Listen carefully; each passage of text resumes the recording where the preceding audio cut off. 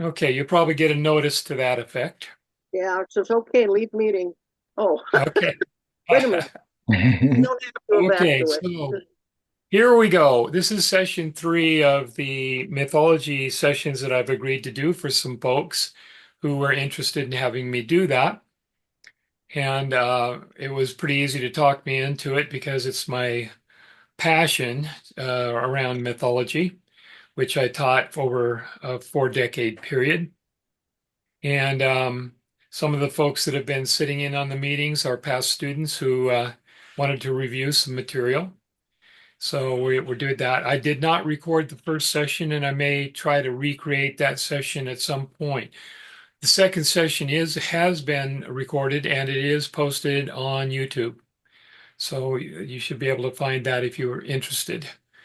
So with that, I'm hoping that I remember that we basically dealt with the lesser gods last time. Is that correct? Yeah, okay. All right. So um, before we launch into, and I'm going to get into the creation of man. What I'm trying to cover tonight will be the creation of man, um, the early heroic images of Io and Prometheus and uh, others, and then the flower myths. So that's my goal for this evening, and we'll have to pop out to some notes. One of the things about this request is that it has given me the opportunity or the impetus to review.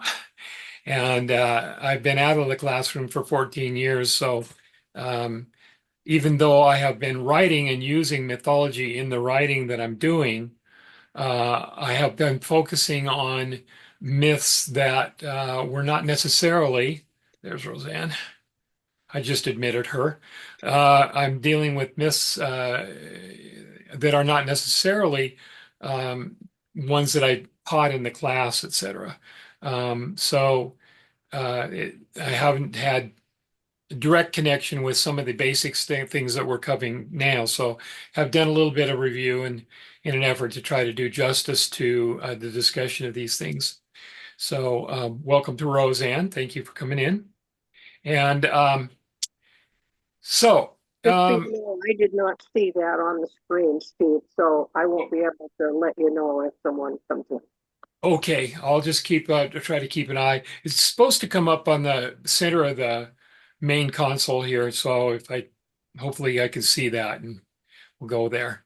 At any rate, before we get started on what I'm planning to cover tonight, I'm wondering if there are any questions or comments that anybody has before we get started.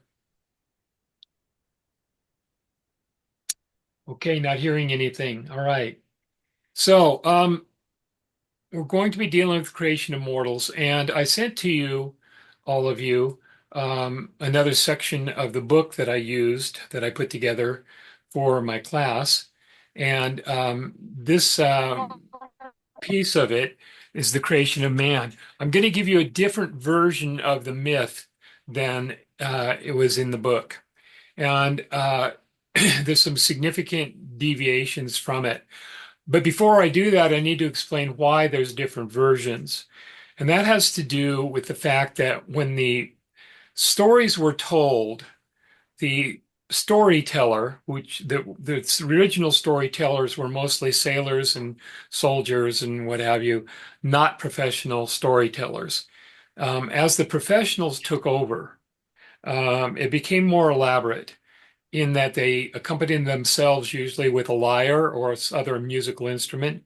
They sang these myths, and they did so in a very formulaic process because these professional bards had to memorize the known body of mythology. And all that we have really that we know of in the mythology is really just the tip of the iceberg of what there was, because not all of it by any means got recorded. It was an oral tradition for hundreds of years, possibly 1,000 years more, and was passed from generation to generation. As the professional bards became involved, It grew more elaborate. And it moved from being primitive science, that is, just trying to explain the world and the way that things are. It moved in more into a literary kind of presentation. So these bards would sing the stories of mythology. And the way it worked is they'd come into a community and they'd make themselves available, and some wealthy citizen would invite them to come stay at their house. And then they would put out an announcement to the rest of the community that there's a bard here. And there wasn't much in the way of entertainment in those days. So having a bard come in was a big deal. And then they would arrange for a feast, and the bard would earn his keep. And I say his because all of the recorded bards were male. I'm not aware of any that were female, with the exception of Sappho, who wasn't truly a bard. She was a poet and she sang her poetry, etc., but she was not, it was not her intention to be presenting the legends, etc., of time. She was much more into philosophy. So these bards then would sing for the feast. And this one gives me problems, but it did a really weird thing today and shut down, and I had to get it started again. So if something happens, that's what I'm dealing with. Any rate, so these bards then would sing for hours at a time, and they would create it as they went, and they sang it in dactylic hexameter. And in when I was teaching the class, we'd spend a whole period of time on poetic meter, and we would talk about the different kinds of meters that there are, and iambic pentameter and all that. Dactylic hexameter comes from the Greek dactyl, which means finger. And the dactylic pattern is a hard sound followed by two soft sounds. So the large finger, large part of the finger here, and then two smaller segments. The dactylic meter. So it's hard, soft, soft is the syllable sounds. And they would do it in dactylic hexameter, which hexameter means there's six of those feet in each line, making it up as they went. Now, that's a tremendous um, mental feat. And in order to give themselves time to make up the next frame, they had a whole bag of dactylic hexameter lines that were ready to go, and they could just throw them in any time. If you read direct translations of these myths, you will see these patterns repeated. Things like rosy fingered dawn, proud masted ships, wine dark sea. Those are dactylic hexameter lines, and they could sing that line while they're making up the next two or three lines. The other thing about the bardic tradition is that they were free to tell the story any way they wanted. So it is not surprising that we have many different versions of the same stories. And sometimes that had to do with the geography of where they were, and sometimes it just had to do with with whatever they had going. And so that's part of the reason that you'll see different versions of the myth. Now, in the version that I gave you in the book, Zeus is the one who precipitates the creation of man. And the one I'm going to give you now, it is not by direction of Zeus. Zeus, there's all these, the gods have taken over, the Olympians have taken over from the Titans. The Titans took it over from the original gods, and so the Titans were destroyed by the Olympians, and the Olympians took over. And now all of these animals are on the earth, but none of them have names. And so Zeus gave two brothers, two Titan brothers, who did not fight against the Olympians, Prometheus and Epimetheus. Now, Epimetheus probably would have fought against the Olympians, but Prometheus, whose name means forethought, could see the future, and he knew that the Titans would lose. So he kept himself and Epimetheus, his brother. Epimetheus, by the way, means afterthought, meaning he's foolish or doesn't figure things out first. He kept himself and Epimetheus out of the war. And as the reward, after the Olympians won, Zeus gave them the task of naming all of the creatures on earth and giving to each creature a special gift. And this the two brothers began. And they gave, for instance, claws to the lion, to a creature they called the lion, and they gave a long neck to the giraffe, etc. And this went on for a long time. Prometheus, being a little more mentally, I guess, astute, grew tired of this task, and something was bothering him about the task. So he decided that he would take a little walk and let his brother continue uh, naming creatures and giving gifts because his brother was quite amused by that task. As Prometheus was walking along the shores of a lake, of the ocean there, um, it occurred to him that what was bothering him was that in all the creatures that they were naming, and giving gifts to, none of them resembled man or resembled the gods, I'm sorry, resembled what the gods look like. And the gods at this point are in classical mythology very human. Not the lesser gods. You might have Pan, who's part man, part goat. You might have the other creatures that we've talked about. But the gods themselves, the Olympians and all of the major gods, including the Titans, were human in form. Now, some of them were gigantic in size. The Titans, for instance, could were very often represented as monumentally big. Um, but also the gods could take different shapes, and so they could become the size of a mortal. They could tone down their presence to be with mortals. Um, the un um, the unquieted version of a god was usually fatal to a mortal. And there's a story that we'll be dealing with at that point that talks about that and the fact that a foolish mortal woman insisted on seeing Zeus in his full power, his full glory, and it killed her. Um, so we'll talk about that at some point later. But at any rate, it bothered Prometheus that none of these creatures looked like the gods. So he found a deposit of clay and he picked up the clay and he formed it into the shape of the gods. And then he found a strange seed on the ground and he pressed the seed into the center of this new clay figure he'd created and laid it out in the sun to bake. And he continued on his walk, and as he returned, the figure had come to life, and it was the first man. And he was very excited, picked up this new creature, and came running back to Epimetheus to say, "Oh, look, I have created a new creature, and we need to name him and give him a gift."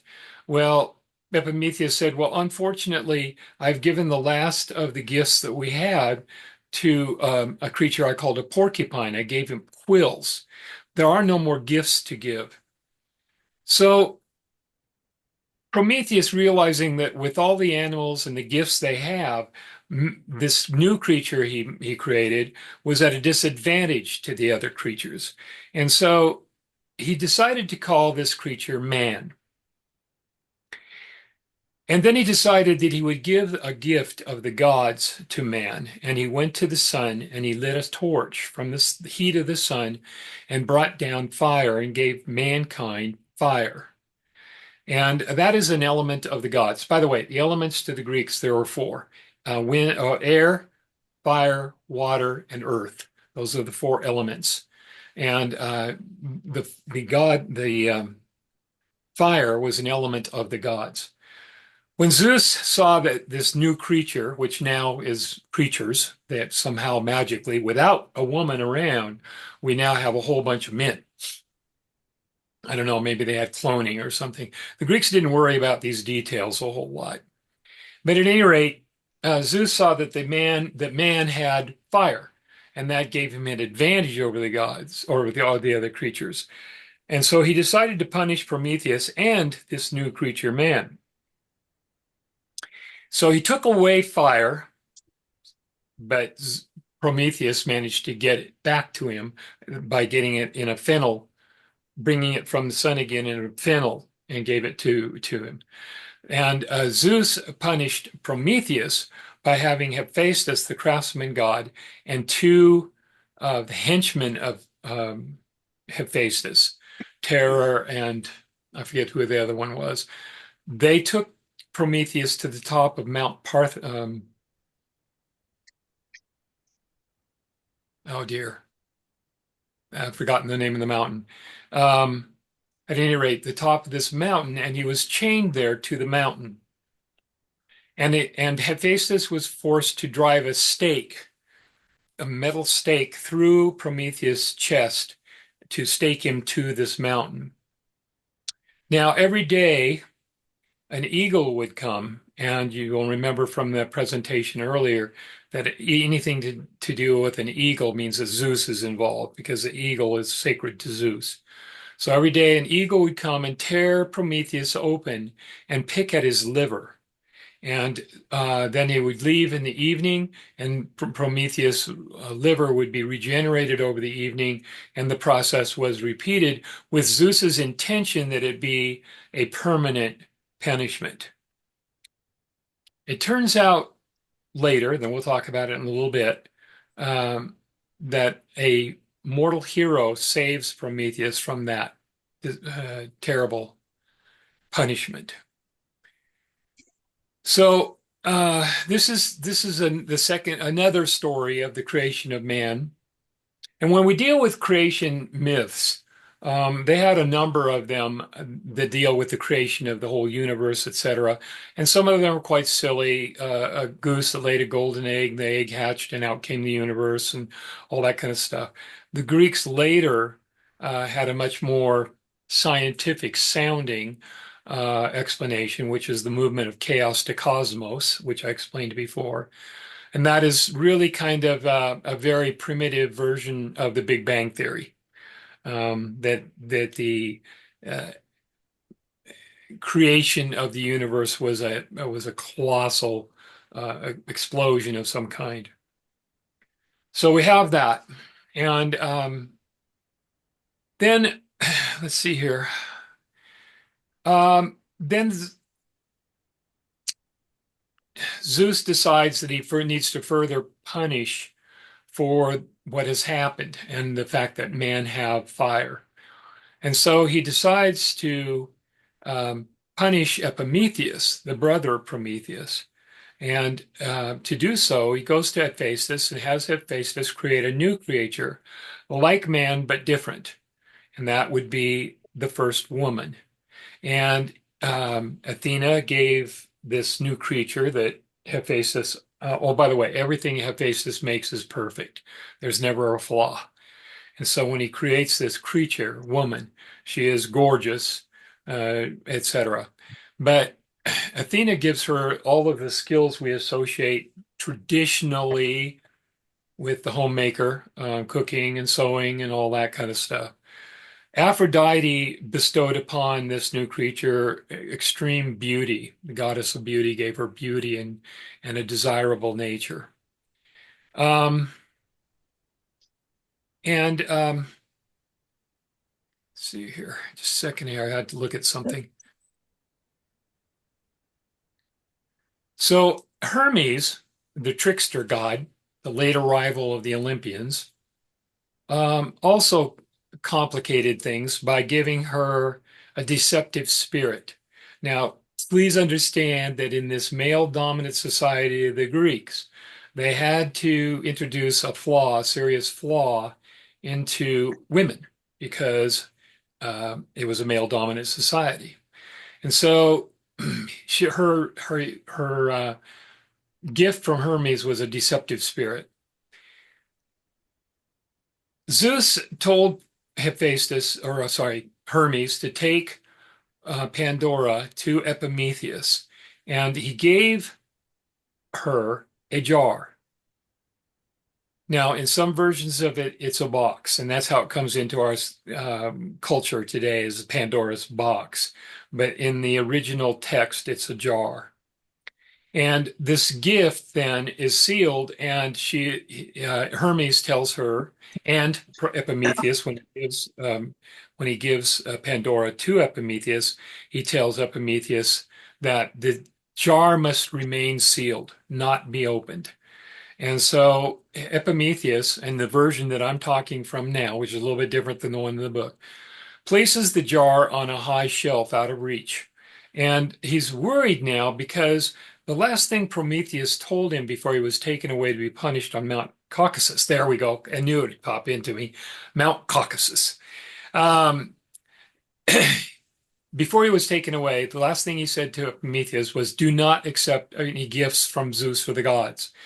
And then Epimetheus saw Pandora. She was gorgeous. He didn't consider his brother's words, and so he accepted the gift. And then he realized, uh-oh, just a minute, remember that Prometheus told me not to take a gift, so I guess I better go check that out. So he puts the jar up on a shelf and tells Pandora to leave it alone, that he's leaving. And so he leaves. Now, as he leaves to go to Mount Caucasus, man has now become men, and there's men all over the place. And they're working together in harmony, and they're harvesting crops, and they're planting, and everything's really cool. And Epimetheus notices that.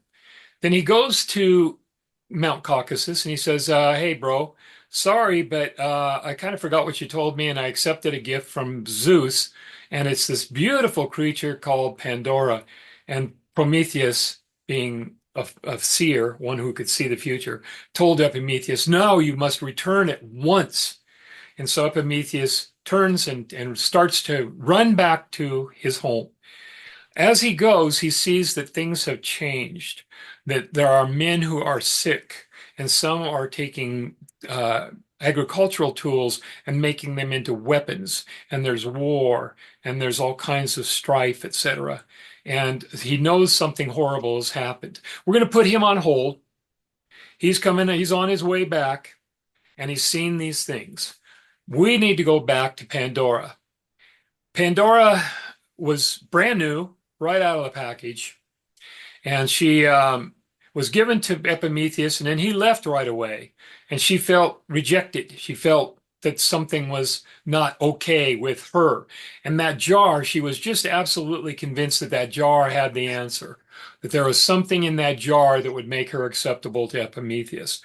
But she was told that she could not open it, but her curiosity drove her to get closer to it. So she stacked some chairs and managed to get up and get the jar and bring it down and put it on a table. She did not at that point intend to open it, but she just sat there and looked at the jar.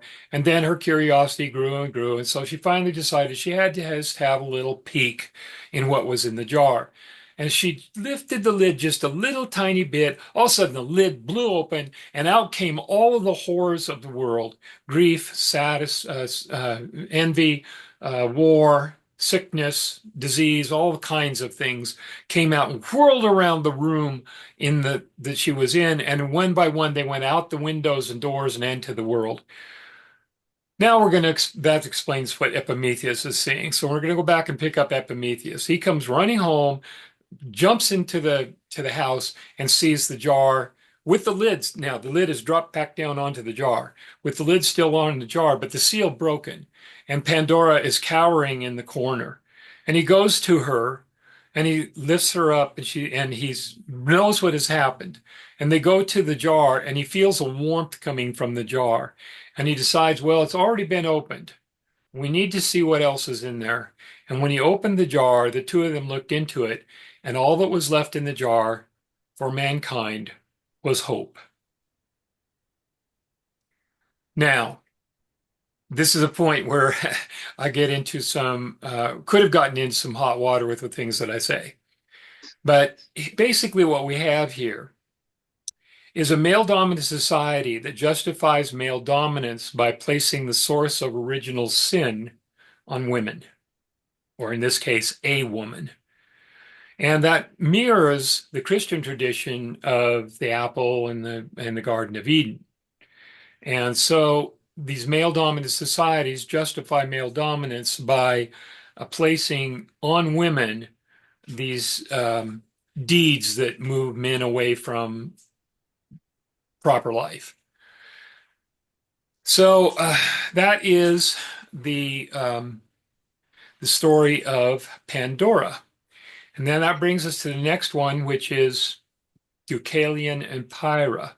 And you're going to see as we go through this parallels between the Greek mythology and the biblical stories that we have, including like the one that we just covered that would be equivalent to the Garden of Eden. Deucalion and Pyrrha is similar to the Noah and the Ark, without the animals. And basically, Zeus, there's three ages of man. There's the golden age when they lived forever and everything was cool, and that was before the evil got loosed into the world. The silver, where children lived for 100 years as children and then grew up from that point on. And that was the silver age. And Zeus grew angry with that group because they were arrogant.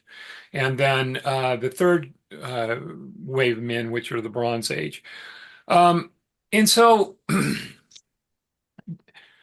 when Zeus decides to wipe out basically everybody that's on the earth except two people, and that's Deucalion and his wife Pyrrha.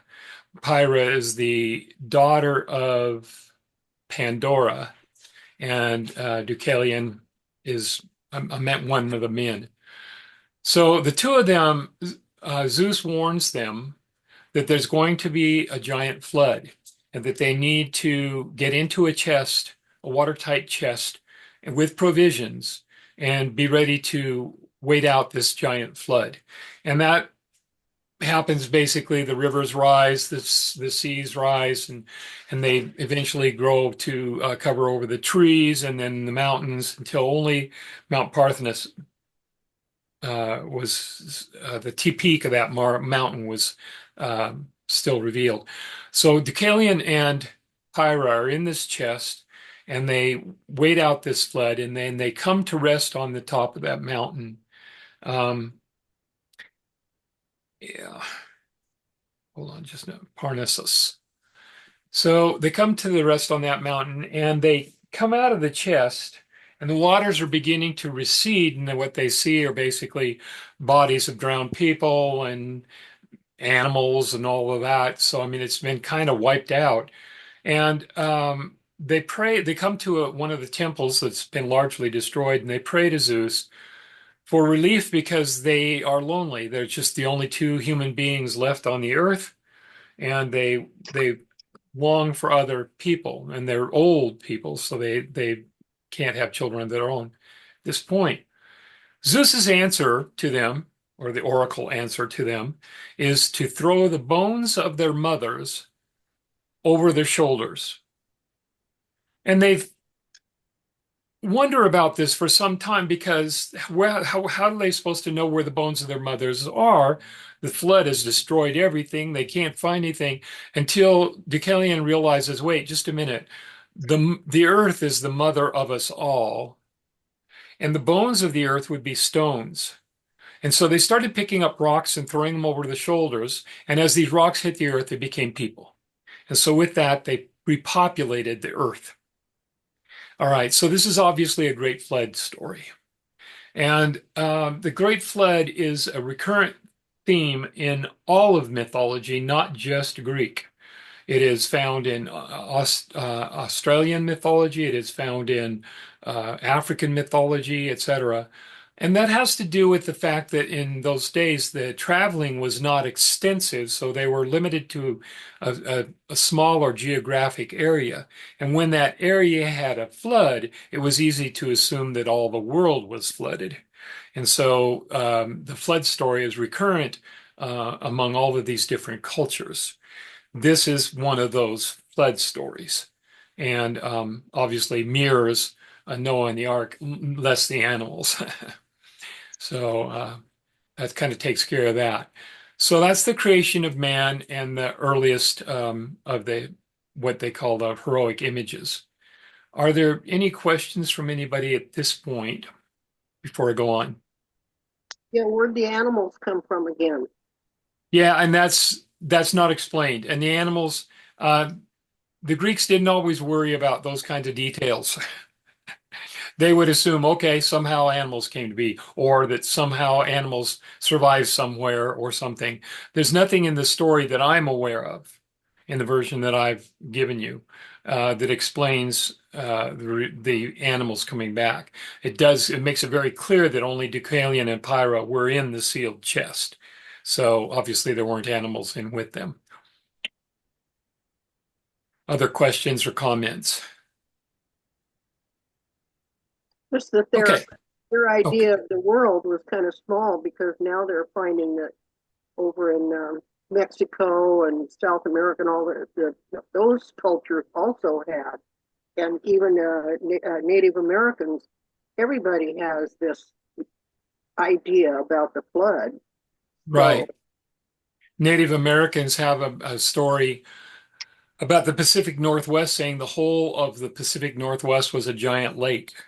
And one of the Indian tribes' stories says that the Grand Canyon was not cut over a long period of time, but there was a dam that broke, and this water, all of the water of the Northwest, oh, swept through there and created the Grand Canyon. This is wow. documented in a book that was produced by Dr. T.K. Midgley from Eastern. And I don't remember which tribe this story was taken from, but he was documenting this as a cataclysmic event that created the uh, Grand Canyon according to this Indian tradition. If there's a way to give us the title of that book or that doctor's name, Uh, and it's Dr. T.K. Midgley, and it was a pamphlet-like book that he had in the bookstore at Eastern. I don't remember the title of it. And I did have a copy at one point, but I don't know where that went. okay. So, but it's Dr. T.K. Midgley that had that booklet that he put together. He was very much into studying the Native American cultures. And he How was do you my prof. spell his last name? Yeah, Midgley, Midgley. And TK is Thomas Keith Midgley.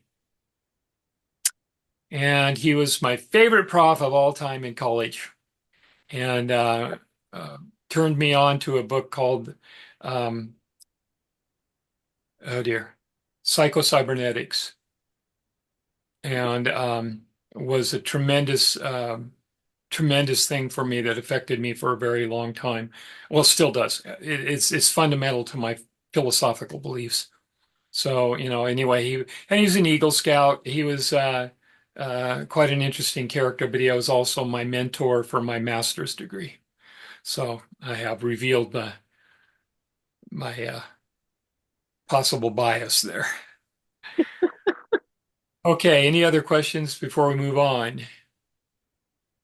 Okay, we're not going to get to everything that I had intended for this evening, but I will. We're going to go into two early heroic images, and I want to mention to you that a hero in Greek times is not necessarily someone who sets out to be a hero. Very often, the hero will be someone who survives what happens to them, and as a result of their survival, something very significant happens. These next two that I'm going to talk about are, in fact, what I call passive heroines, in that they did not intend to be heroic, but as they survived what happened to them, great things happened. And so that's basically what we're looking at. The first one is Io, and Io is pretty easy to spell. It's I-O. And Io is this beautiful young lady. Now, Zeus, if we haven't talked about this enough yet, Zeus is a lecherous old guy. He anybody in skirts, and actually they didn't even have to be in skirts that he found interesting. He was all over it. Um, and he sees, and the problem with that is that his wife and sister is Hera. She's the goddess of marriage and protector of married women, but her own marriage is a mess because Zeus is always philandering. So she spends most of her time in mythology trying to catch him at it and to punish his victims because she can't punish him. He's too powerful. So what it boils down to is most of the time he rapes somebody and then she punishes them for it. So Io is this beautiful young woman, and Zeus sees her and twang. Um, Eros shoots the uh, arrow of love. Oh, by the way, I don't know if I covered that, but um, the arrow going through a heart that you see on Valentine's, etc. The way Eros, the god of love, made you fall, God, he was the son of, or the companion of Aphrodite, depending on which myth you're looking at, whether it's her son or just a companion. He's always shown as a adolescent youth with the fuzzy dew of youth on his cheeks.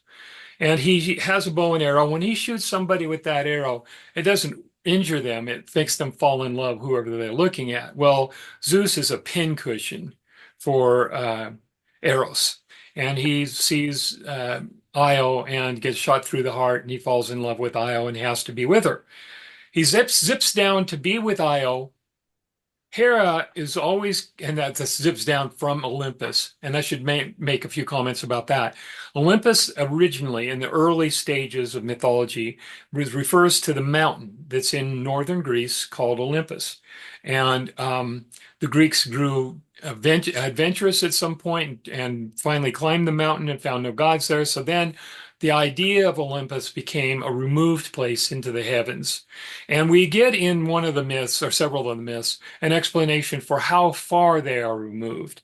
Because Zeus, there's two different versions of the story. In one, Zeus knocks Hephaestus out of Olympus. In the other version, Hera drops him out of Olympus. And either way, Hephaestus falls from Olympus to the earth. And that is described as taking a day and a night, or in other words, 24 hours. That's how far Mount Olympus, the removed place, is from the earth. Zeus goes zipping down to the earth to be with Io. Hera is looking around. Uh-oh, she doesn't know where Zeus is. At that point, she becomes very um, inquisitive and immediately goes to the earth because that's where the women are. And so she goes zipping down. Zeus, who is not, and this is another piece that I haven't really covered, the gods are not generally omniscient or omnipotent, meaning all-powerful or all-knowing. Um, but they have glimpses of it. So Zeus from time to time knows things. He just knows things. And he knows that Hera, he senses that Hera is about to come to him. And he doesn't want to be caught with Io. So they do this game, and he changes Io into a cow. Now, the reason he changes her into a cow is that a cow is sacred to Hera, sacred animal. And so she's safe by being a cow. And then he may foolishly says, "Oh, look, Hera, look what I have for you." And he gives Io to Hera. And Hera says, "Gee, thanks, that's wonderful. I just love it." However, the two of them are playing a game. She knows that Io is not a cow. Zeus knows that she knows that he isn't, that she's not a cow. But they're playing this game, so they've started it and they're going to play it out. Hera decides that if she can make Io keep moving, that maybe Zeus won't be able to find her, especially since she's in the form of a cow and there's lots of cows on the earth. Although not so much among the Greeks, because the Greeks lived along the rocky coastline. They had a lot of sheep and goats, but cows and horses were rather unusual. So at any rate, she sends a stinging gadfly after Io to keep her moving, to not let her sleep, and to keep her from being found by Zeus. And this stinging gadfly drives Io along the coastline. Now, this is where it gets interesting because we get some geography naming based from this that doesn't make a lot of sense. She moves along the west coast of Greece. And that sea then is called the Ionian Sea, named after her. Then she moves across basically Macedonia, etc., through into Thrace, etc. And she comes to the area that's between the Black Sea and the Sea of Marmara. And before she gets there, though, she goes to Mount Caucasus and she sees Prometheus. And Prometheus, being the one who can see the future and understands things, knows that she's not a cow. And they strike up a conversation. And Io says basically, I don't know what's going to become of me. I'm a cow, clumsy cow, and I'm being driven by a gadfly. And Prometheus, in order to comfort her, says, well, don't worry about it, honey. You're going to travel for some time yet, but Zeus will eventually catch up with you and change you back, and you will become the mother of a nation. And so Io leaves Prometheus. He's still on the mountain. And she moves to a narrow neck of water that separates the Sea of Marmara from the Black Sea. And she crosses the waters there, and that then is named the Bosporus, which means crossing of the cow. And then she moves then along that coastline down through what is modern day Iran and Persia, what was Persia, etc., along that coastline, and that is called the Ionian Coast. Now, the Ionian Coast is not on the Ionian Sea. She continues to move southward until she gets into Egypt, and Zeus does in fact catch up with her and impregnates her, and she becomes the mother of a nation through her aunts, her children, and the grandchildren, etc. Um, and Prometheus had told her that 13 generations down from her would be a great hero who would free Prometheus from his punishment.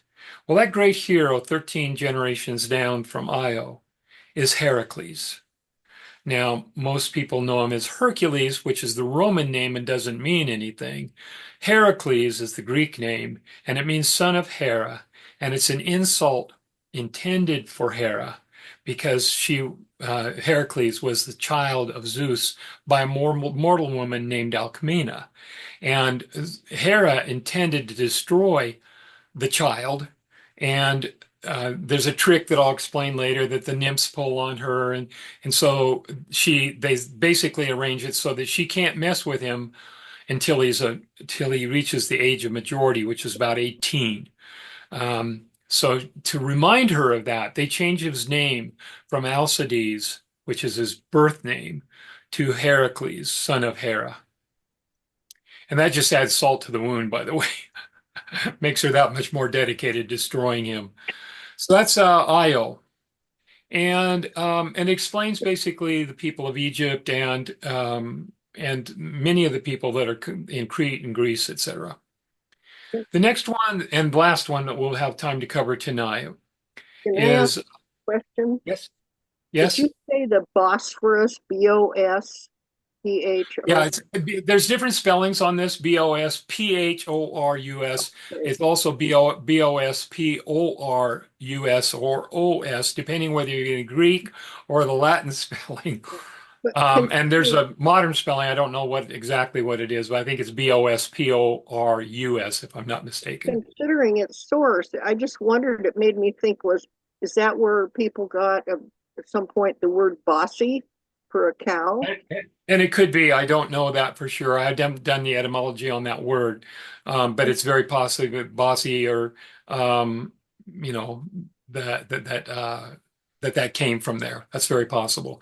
I do know that Bosporus from Greek meant crossing of the cow. So yeah, it's very possible that's where it came from. Any other questions on that?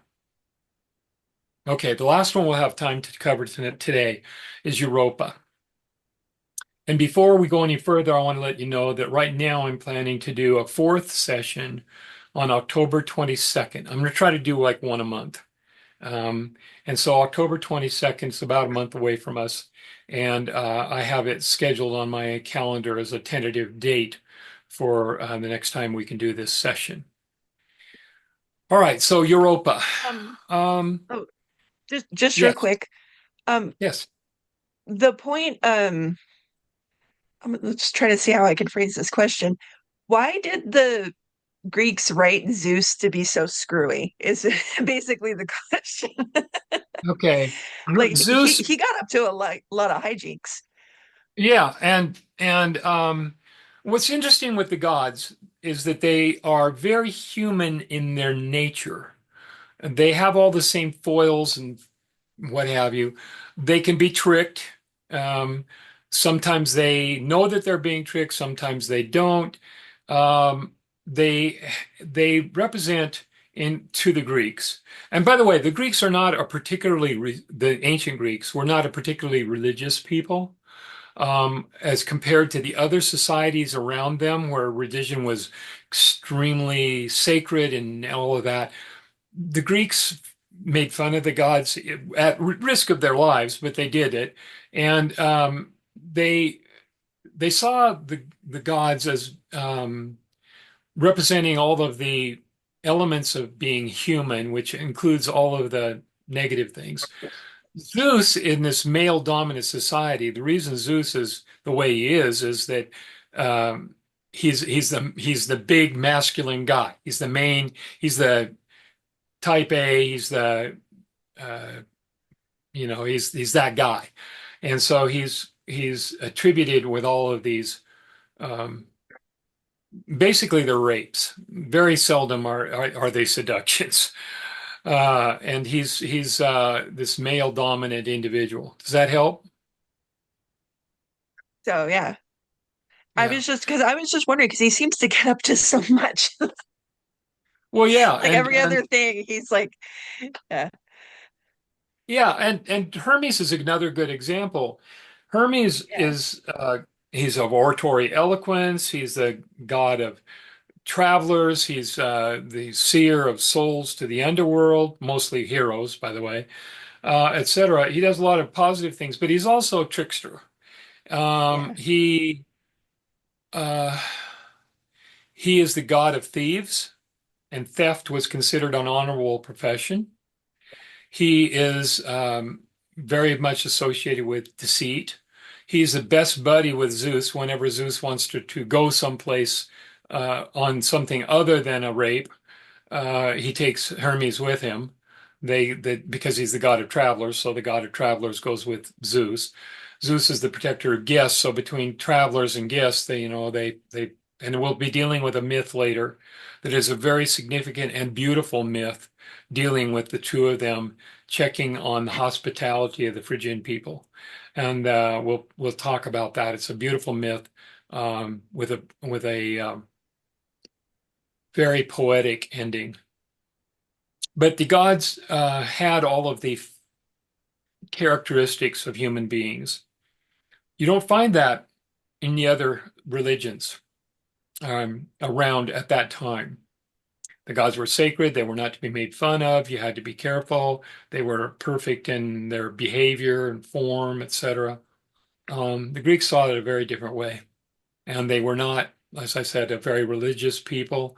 They had a religion, they believed in the gods for a time. They did move from polytheism to monotheism eventually, and Zeus became Zeus or Deus, God, singular. And we'll talk about that at more length at some point. And but They with they the made Greeks, go yeah, ahead. oh yeah, they gave them human characteristics and made the gods fallible. How do you pronounce that word? Fallible? Yeah, Like, yeah. Okay. yes, yeah. And they represented those. I mean, the gods really were an eternal manifestation of humans. Yeah. The humans did not count on having um, a glorious afterlife. All but the heroes, the great heroes, got to go to Elysium, which was basically an island that came back up into the sky and gave you the or came back onto the earth and it gave you color and light and all the good things that you can have, but it's the dead heroes that live there. The vast majority of people were in Hades, and it was just a storage place for dead souls, and they became listless, gibbering ghosts. So it wasn't particularly punishment, but it wasn't a pleasant place to be. There was no color, everything were shades of gray, etc. Those who were particularly horrible wound up in Tartarus, which is the lowest level of the underworld, and that is a place of punishment. So Sisyphus is always rolling the rock uphill. Tantalus is always trying to drink the pond that he's stuck in, that he can't get any water, and reaching for fruit that's blown out of his reach, and et cetera. And we'll talk about that more at some point in later times, later meetings. But yeah, that's the manifestation. Okay, Kim? Thank you. You bet. Any other questions before I move on? It always kind of struck me that maybe there was a certain degree of the gods were also the soap operas or reality shows for the Greeks. Well, it was their entertainment. The myth was the entertainment. The bards came and they told the stories. They didn't want to hear about common everyday things that they did. They wanted to hear about super things. So they had their heroes, their legendary heroes that we'll be covering before too long, Perseus, Theseus, Heracles, Atalanta, etc. They had those, but they also had the gods, and the gods could be very amusing because they are always up to hijinks. Big thing is that the gods, and this is interesting, the gods were immortal, and they're referred to as immortal. And what made them immortal was that they drank nectar and ate um, Ambrosia. ambrosia. Thank you. But the nectar was called ichor. Oh, no, sorry. The nectar created in their veins ichor. So they didn't have blood in their veins, they had ichor. And ichor gave them immortality. But gods could be killed, but they usually were regenerated. And that has to do with, and Dionysus is an example, Persephone is an example of birth, death, and resurrection. And that is a theme that you'll find throughout mythology in a number of different ways and places, where a god, quote, dies, but then comes back in some way, shape, or form, usually back to what they were before. So the last one I want to talk about is Europa. And Europa is this beautiful young lady, and she's something's bothering her, and she has a dream. And this dream she sees two nations fighting over her. One she can recognize as Asia, but the other one she doesn't know what it is. And they apparently at this point are pretty well aware of the Eastern societies, etc. And so she has this dream of these two nations fighting over her, and that bothers her. So she gets her nymph buddies, and they go do the nymph thing. Oh, by the way, nymph is the Greek word for young girl. It does not carry with it any connotation of sexuality. That's something introduced by Christian later. So nymph simply means young girl. It usually refers to a young minor deity of some kind. But Europa is this young mortal woman, and she's beautiful, and she gets her nymph buddies. And the nymph thing, the thing that nymphs do is they go pick flowers. So she gets her nymph buddies, and they go picking flowers. Zeus sees her, and twang, gets shot through the heart by arrows, and falls in love with Europa, and he has to be with her. So they're in this field picking flowers, and he creates a new flower that's not been seen by anyone before, and he places it in a position so that only Europa sees it, and it separates her from the rest of the nymphs. She goes to pick the flower, and when she turns around, there's a bull there. It is Zeus. He has taken on the form of a bull. Now, this isn't your average everyday pasture bull, which all of those city dwellers here might not know. They don't usually smell good, etc. This is a bowl that is fragrant. It smells as good as the flowers. It has horns that form a perfect lunate moon, and it has a silver disc on its forehead. In addition to all of that, it lows musically. So it's a humming, beautiful, strange bull. And this bull is doesn't frighten her. And the bull kneels and offers her his back. And she jumps onto the bull's back and she yells to her buddies, "Come on, the bull's going to give us a ride." But before the buddies can get over there, the bull jumps off and runs off with Europa. She's being abducted. Now, she is terrified. She's hanging on to the horns and and the bull is running toward the sea. Then he runs into the sea. And she is terrified, hanging on. I love this part of the story, hanging on to his horn with one hand, but keeping her skirts out of the water with the other hand. So she was that terrified. um, and then a whole procession forms around the bull.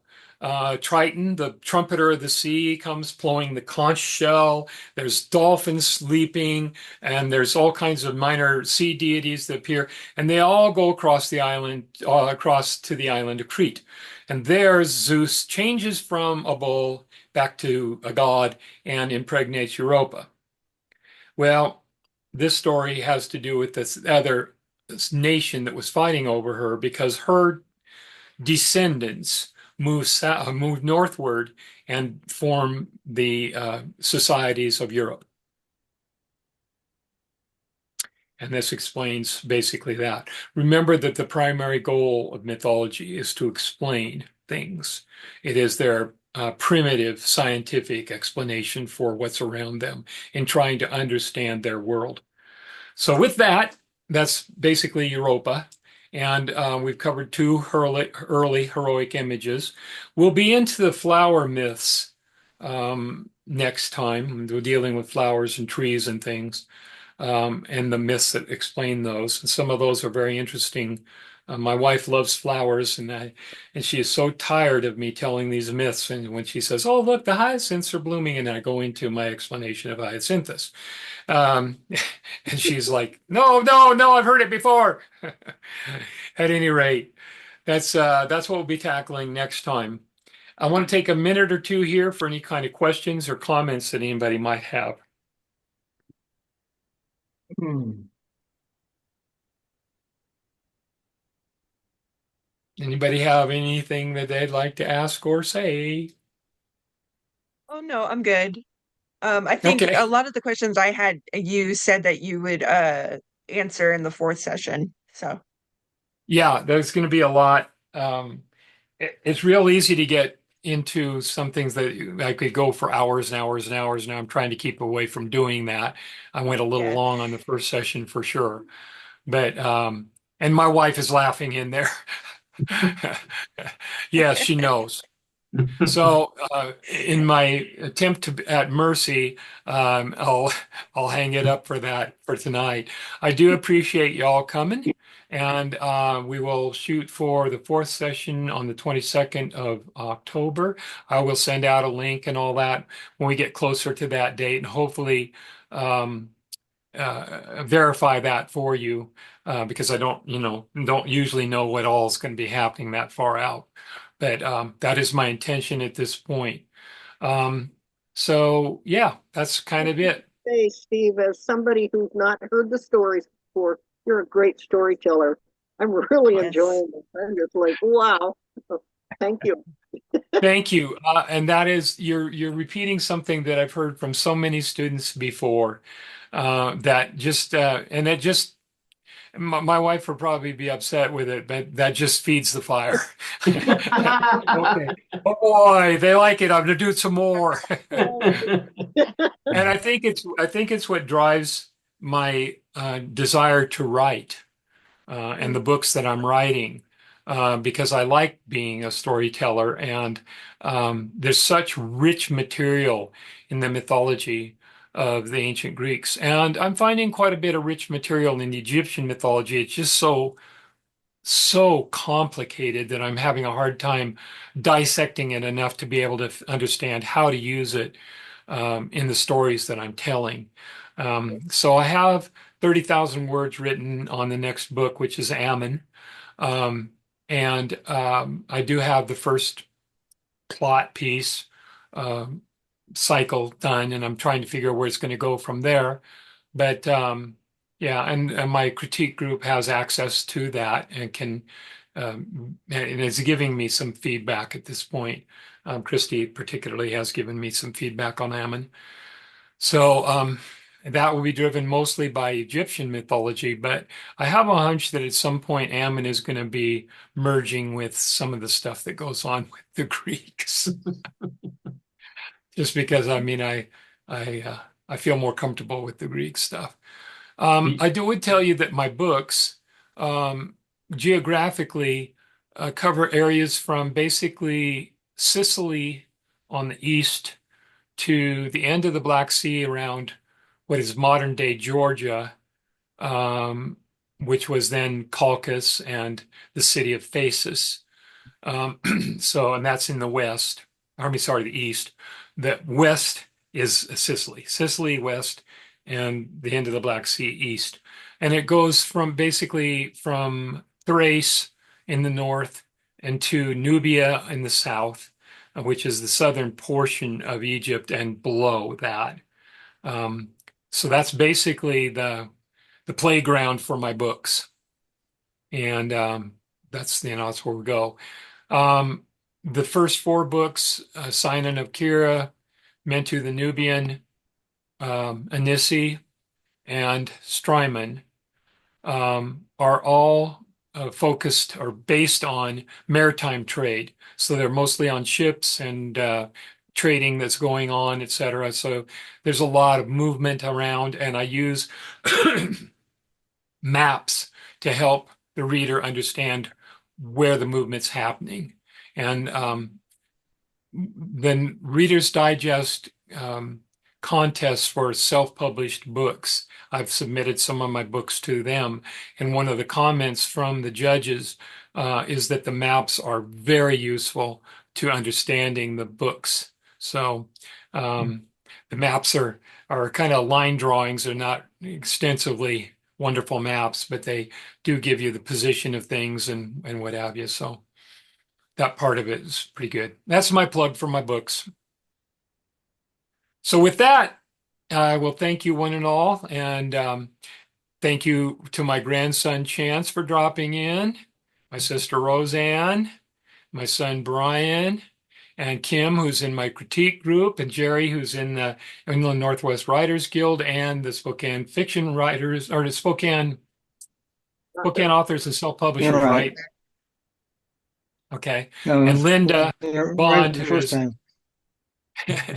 and Linda Bond, who is the leader of the Inland Northwest Writers Guild, and the person to whom I attribute the most influence in getting me launched on my Oh, publishing efforts. and Ro- So, with that, thank Roseanne, you all, and we'll go ahead and call it a night. Bye bye. Bye bye.